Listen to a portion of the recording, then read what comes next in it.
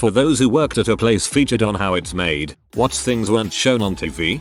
Cardboard box factory. I've seen the episode, but what I'm about to say probably applies to every factory. They don't show when things get fricked up. That's like half the reason the employees are there. They show machines running and making crap. For example, they show the corrugator and the box machine. They don't say sometimes the glue cuts out momentarily, going unnoticed by the corrugator engineers. This can lead to jam-ups when the box is made, then cut to me standing by the machine in 115-degree heat, ripping paper shreds out of my machine and loudly cursing. They don't show when things get fricked up. It would certainly make the shows more entertaining if they did.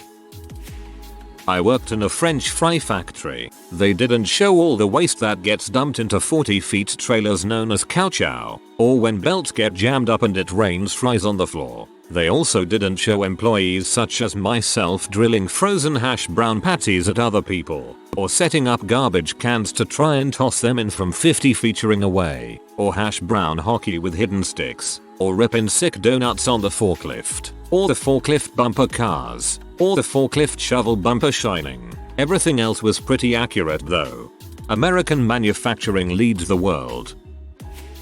I worked for a company that was featured on a similar show and I appeared in the episode. Part of my job was to follow the camera team around and make sure they didn't record certain proprietary processes that we did not want our competitors to see. They had agreed before the shoot not to film certain things but kept trying to record them anyway. I worked in a factory that did bent fluorescent tubes. They showed some of the process and they were pretty good with the details, but they entirely skipped how fluorescent lighting actually works, and the basement where the phosphors were blended was not event shown. Plus they focused on the bendy tubes, even thought it's a really small percentage of all fluorescent lighting. Also did not show QC. Doesn't surprise me. The official and unofficial rules about hazardous materials on TV are weird and somewhat arbitrary. You'll also notice they won't often say what explosives are being used in Mythbusters or the like. Plastic film guy here. For those that don't know, there are a few departments in most factories: the manufacturing, maintenance, front office, shipping, and receiving. Sometimes you get understaffed departments because the owners are trying to save money, and it's frequent that the maintenance staff is staffed with new guys who don't know crap for their first few months. Anyways, the manufacturing department is supposed to get the maintenance staff when things break down or aren't running properly. Lots of vibrations and friction of plastic rubbing on things will wear things down in a place that runs 24/7. However, since the manufacturing department is usually headed by people who have worked there for 20+ years, they know how to fix things. And by fixing them I mean they jury-rigging the ever-living crap out of things without letting the maintenance know they are broken. Many things get overlooked, and after a while the entire plant is covered with tape, cardboard, pieces of a metal rod, etc., holding things in place. I'm sure when shows like How It's Made come into the plant to make their show, they clean it up. However, if you were just to walk in on any random day, the place would look like it's just barely holding together. I saw an episode a while back that showed making a trombone. I wasn't on the episode, but I worked in a company that did exactly that. They showed a small company, Shires, made by Steve Shires, but the company I worked at was bigger. There are a ton of steps involved in the process, but they left out most of the small ones that are boring to the average person. Soldering, tube bending, and buffing don't sound exciting, but seeing it all come together is really cool. I'll have to rewatch the episode to see what was specifically left out, but I would imagine they left out stuff like heat treating, annealing, very important to the sound, hand slide drawing, the most important part of a trombone, and maybe bell spinning, taking a bell and getting the material to the right thickness through using materials of varying hardness. I could go on about this for hours. AMA about the process if you're interested. That episode made me think brass instruments should start at $3K. I worked at a couple of factories, and sometimes I imagined that they were there filming an episode, and I was the one explaining everything. Factory life can be pretty tedious at times. Next, workers fill the hopper with plastic pellets. The noise and the smell. Every factory I've been to you have to wear hearing protection inside, and the smell outside the factory makes me nauseous. And in many cases, the heat. I've worked in a few factories and I am amazed that they can make this stuff look interesting. Most mass manufacturing is basically the same. If you can say work at a car factory, you could basically walk right into a food production plant and get plugged right into a position with very little training and little difficulty. When you see a 20-second clip of somebody operating what seems to be an intricate piece of machinery, it looks like it takes a lot of skill. But a lot of these jobs are just simple mindless work. The part of manufacturing they don't ever show is stuff like the hours a week of lost production due to machines breaking down, the drama when you have to work next to people you don't like, all of the nuanced hand-to-hand drug deals, the drinking and dope smoking in the parking lot during lunch. Not to mention how people deal with the monotony of standing in the same spot doing the same repetitive job for hours on end. People talk to themselves, sing, dance, have imaginary arguments with the boss. Factories have enough drama and characters to be a hit reality show. I worked in an ice cream factory, and I can tell you the one thing how it's made never shows is the waste in food production plants. We would on average throw away between 1 and 2,000 pounds of popsicles an hour on an average day. You hit it on the head with enough drama and characters to be a hit reality show. Neapolitan is the new vanilla comes to mind. I worked at a hot dog factory, and Jesus, the characters that work there. I've never met so many ex-cons in my life. They never show how you have to shoot the crap with the receptionist or how the front desk is sometimes a small room with just a chair and a telephone. Yet, they do. That show is called The Office. Not how it's made, but essentially the same show with factory made. They showed pretty much everything but how miserable the workers were. Overall, the episode was what you'd show a potential investor in your company. Very high level overview and any fancy looking equipment you have, even if it just makes toast and blinks Morse code. Not real sure what you're looking for with the question. From what I recall, the show, people were taken on a tour of the factory and shown everything that wasn't currently under development or a trade secret process. They filmed the tour, asked questions and put together their own show without anyone on our end involved in what made the cut. But again, this was the tour you give to potential investors, so pretty much what they wanted to see to begin with. Worked at a factory MTD in Ohio. They didn't use our factory when showing how snow throwers were made, but having spent 5 years there, everything I remember from the episode seemed legit, especially since I worked with the augers they showed. They skip a lot of the tedious parts but showed the process, and it was all there and a job well done for the History Channel on this show. My friend works for the city replacing and maintaining sewer pipes, and whenever I watch shows that involve that, they always show the nasty aspects of it, crap and water just gushing everywhere and whatnot. One thing that they never show is how much fun some of the guys have while doing it. My friend Snapchats videos all the time of him and his co-workers laughing and pranking each other on the job. It really shows a different side to his line of work, and I always look forward to seeing them. Of course, your friends would be literal shitlords. Edgar. I worked for Wells Vehicle Electronics when him did a segment on oil pressure sensors. It was actually pretty boring. 3 guys basically take stock video of each section of the line for a few hours, move crap around and repeat. The post-process stuff happens elsewhere. Unfortunately, it was a very uneventful and boring process. The episode from where I work was just recently aired. It was all planned very far in advance. We heard we would be on the show well over a year before they filmed. Then it was well over a year before the episode was finally aired. For some reason the airing was postponed like 3 times. One day a couple of French-Canadian dudes showed up in a very plain looking white van. This turned out to be the film crew. I guess I was expecting some big production. How it's made must be a very inexpensive show to film. Also, our CEO insisted on being the technician on the show. I'm pretty sure he had to be trained on how to test the product before it was filmed. A 24-year-old co-worker that made the show unfortunately passed away between filming and airing. They were kind enough to put some text on the screen during the credits as a tribute.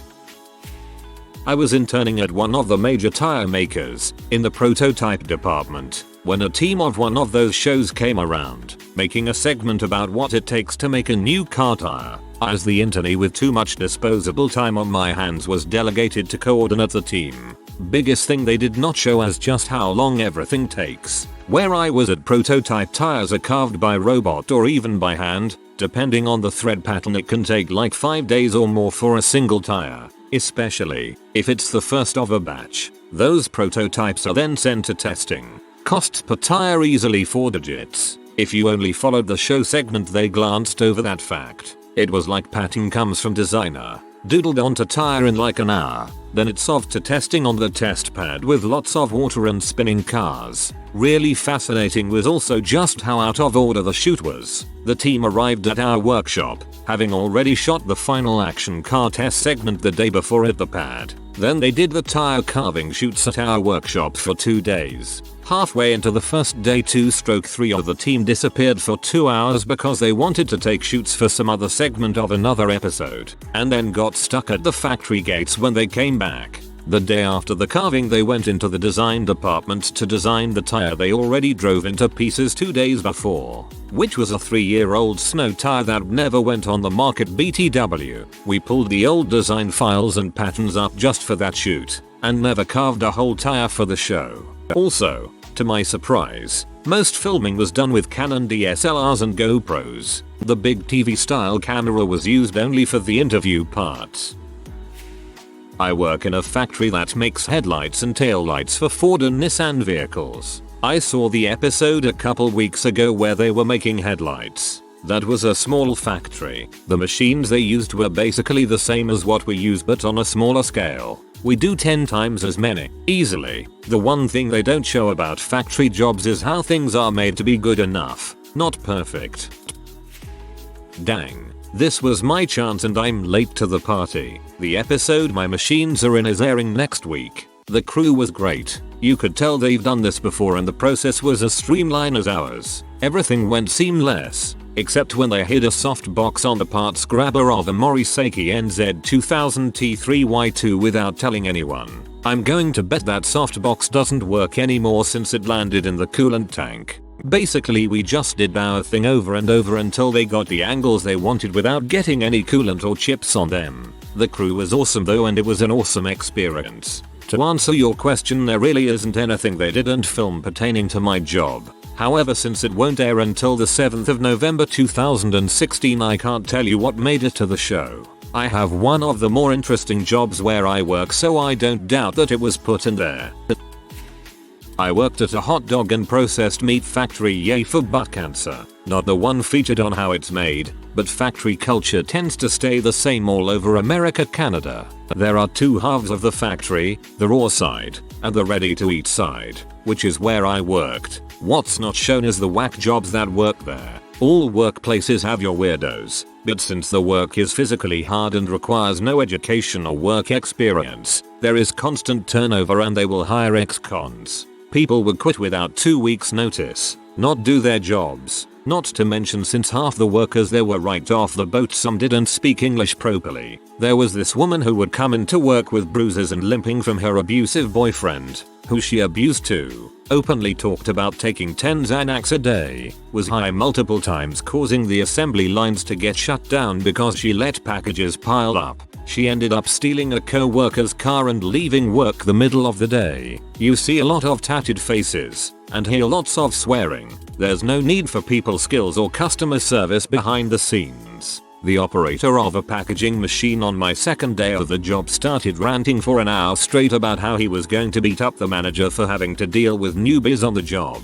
Wring his neck is a threat I recall. I also recall an employee I was working with at packaging hot dogs. We couldn't keep up since the taping machine failed. A pile formed, and eventually he snapped and started throwing hot dog packages back through the metal detector. This 6'4" beast started throwing them all over the place. I learned to not socialize with people that worked there, and that coke addicts can be surprisingly friendly. Another thing that wasn't mentioned was cheap meat. If we made too much of a certain product, it was sent to staff sales, where you could buy it for substantially cheaper. 10 pounds of cheese sausage, Slim Jims, hot dogs, bologna, Ukrainian sausage, you name it went for $10. I'm never complaining about generating assets in Photoshop ever again. I work at a corn milling facility and my job is to either purify the corn after it's been milled into gluten, starch, and then remove water from both. It would be really boring to watch. However, it would be cool to show all of the dead rats and birds, and bird crap, that ends up in the products. The rats mostly die from obesity from eating liquid gluten. The birds mostly die from the starch. I also turn the liquid starch into dry starch and control the chemical process to turn starch into what everyone else knows as modified corn starch for food. None of which is very exciting. It would be interesting to show off how we can still make our entire operation work in sync with machines made in the 30s and 40s. Rumor is that our German machines made during the 40s were made by a specific type of laborer in a specific type of camp. Schools stopped doing this a long time ago, but when I was in grade school in the 1950s our classes were always going on field trips. The San Francisco area had the best industrial companies for school field trips. MJB Coffee Plant. Smelled great and got to watch the coffee taster sip then spit it out into a big spittoon. Green Giant Food Canning PLNT. Ghirardelli Chocolates Factory. Wonder Bread being baked. Morton Salt Factory. Delmo Victor Electronics Factory. Bell System Telephone Switching Center. We'd pile on a school bus with a bag lunch on these trips. Finish the day at a park. Back at the school they would also these type of films in class as well on a 16mm film projector. Though one day in 6th grade they separated all the girls to go to another classroom, all the boys stayed in the main classroom and watched a film on how Baxolite was manufactured into aluminium. When the film was over and the girls came back, we boys asked what movie they saw. None of the girls would say, just giggled and ran off. Joke's on them, you know how to make aluminium. I work for Siemens, the world's largest automation company. I also used to work with Rockwell Automation, the largest automation company in North America. I sell the stuff that makes the stuff in this show. Almost every process I've seen on the show has left out some boring parts of the process. There's really no huge secret that's being left out. It's just people don't like to know how a rivet is punched into a futon frame. They care more about big picture stuff. I hear you guys make pretty good controllers for gas centrifuges used to separate nuclear material. They never show a changeover. Most machines do more than just one thing, but do require a bit of setup to change to a different thing. For instance, a corrugated press making pizza boxes for some chain may only do that for a couple hours. Then they have to change the ink, print cylinders, the die cutter dies, etc. so they can run a different kind of box for the next order. For machines that don't need to change tooling, like dies and print plates, the changeover can be fully automated and pretty cool. I've done some machines that look like a transformer when they change from running a very small project to a very large one. If you are new to the channel, you can subscribe. I publish new videos every day. Until then, check another video.